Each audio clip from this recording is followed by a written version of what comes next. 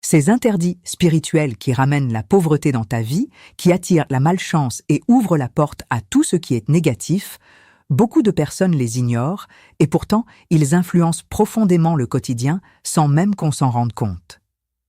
Il y a des habitudes que l'on considère comme banales, des gestes que l'on répète tous les jours, mais qui, selon les savoirs ancestraux, perturbent l'équilibre énergétique de la personne, de sa maison et même de ses relations.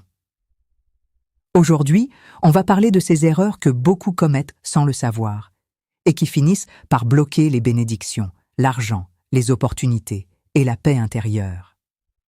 C'est important de s'éduquer spirituellement parce que cette connaissance permet d'éviter des situations difficiles, des blocages inexplicables et des cycles de malchance qui se répètent. Je suis Reine Lumière, tradipraticienne et héritière du savoir de mes ancêtres. Mon rôle est de transmettre ces connaissances pour que les Africains retrouvent leur équilibre, leur puissance et leurs valeurs culturelles. Aujourd'hui, je mets ce savoir à ton service pour t'aider à comprendre ce qui peut, sans que tu le saches, attirer la pauvreté et les énergies négatives dans ta vie. Beaucoup de choses commencent par des gestes simples. Par exemple, déposer de l'argent sur le lit peut sembler anodin. Pourtant, dans la tradition, le lit est un lieu de repos, d'intimité, un espace énergétique lié au corps et aux rêves. Lorsque tu poses de l'argent dessus, tu mélanges deux énergies qui ne doivent pas se croiser. Résultat, l'argent devient instable dans ta vie. Tu peux gagner, mais tu dépenses aussitôt. Tu peux recevoir, mais rien ne reste. On dit que cela donne les mains percées, c'est-à-dire une incapacité à conserver l'argent. Petit à petit, sans comprendre pourquoi, tu travailles, mais tu n'avances pas financièrement. Il y a aussi des comportements liés à la propreté et à l'ordre qui ont une dimension spirituelle.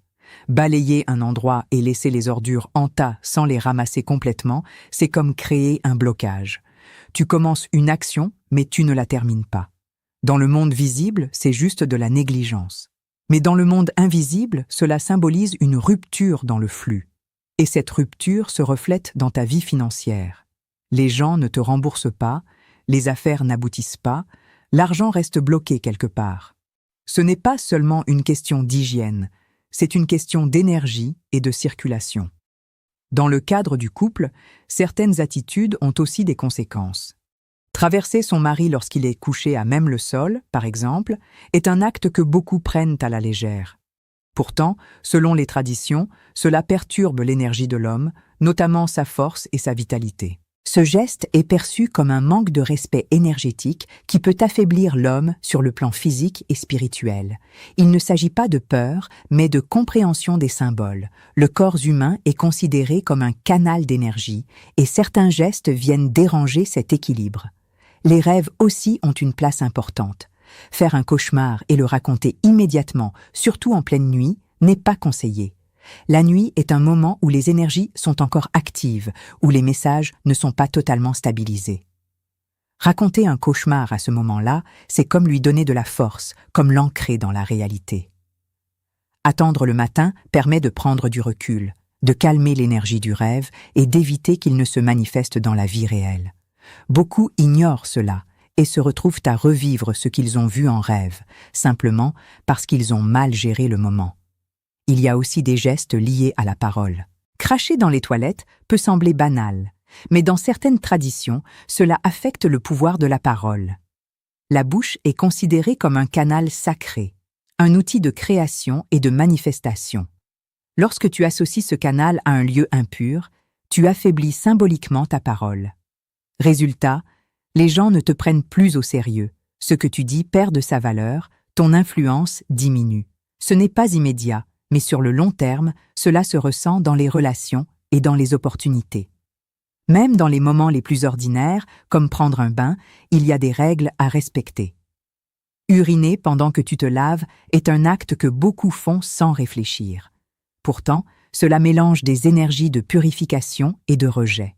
Le bain est un moment où tu te nettoies physiquement et énergétiquement. Introduire un acte d'élimination à ce moment crée une confusion énergétique. Chez les hommes, cela peut se traduire par des blocages professionnels, des difficultés à trouver du travail ou à évoluer. Chez les femmes, cela peut attirer des retards dans les relations, des difficultés à construire une vie stable. Ce sont des choses subtiles, mais qui finissent par peser. Il y a aussi des signes que le corps lui-même envoie. Cogner son pied gauche en sortant pour aller à un rendez-vous important n'est pas un simple accident. Dans les traditions, le pied gauche est souvent associé à la protection et aux avertissements. C'est un signal. Continuer sans tenir compte de ce signe, c'est ignorer une alerte. Il est conseillé de revenir sur ses pas, de faire une pause, même de quelques minutes, pour rééquilibrer l'énergie avant de repartir. Ce petit geste peut éviter des échecs, des mauvaises nouvelles ou des situations compliquées. Tout cela peut sembler surprenant pour certains, mais il faut comprendre que la vie ne se limite pas à ce que l'on voit. Il y a des lois invisibles, des équilibres subtils qui influencent notre quotidien. Lorsque tu respectes ces règles, tu te mets en harmonie avec ton environnement. Tu facilites la circulation des bonnes énergies, tu ouvres les portes aux opportunités, tu attires la stabilité. Aujourd'hui, beaucoup de jeunes Africains négligent ces enseignements. Ils pensent que ce sont des histoires anciennes, sans importance. Pourtant, ces savoirs ont traversé des générations parce qu'ils reposent sur des observations profondes de la vie. Ignorer ces principes, c'est se couper d'une partie de sa protection naturelle. Il ne s'agit pas de vivre dans la peur ou de voir le mal partout. Il s'agit de prendre conscience, d'adopter de bonnes habitudes et de respecter certaines règles simples. La spiritualité, ce n'est pas seulement des rituels ou des pratiques compliquées. C'est aussi la manière dont tu vis au quotidien, les gestes que tu fais, les choix que tu prends. Quand tu commences à corriger ces petites erreurs, tu remarques des changements. L'argent circule mieux, les relations s'améliorent, les blocages disparaissent progressivement. Ce n'est pas magique, c'est un rééquilibrage. Tu remets de l'ordre dans ton énergie et la vie répond en conséquence. C'est pour cela qu'il est important de se reconnecter à ces connaissances, de les comprendre et de les appliquer. Pas aveuglément, mais avec conscience. Chaque geste compte, chaque habitude a un impact.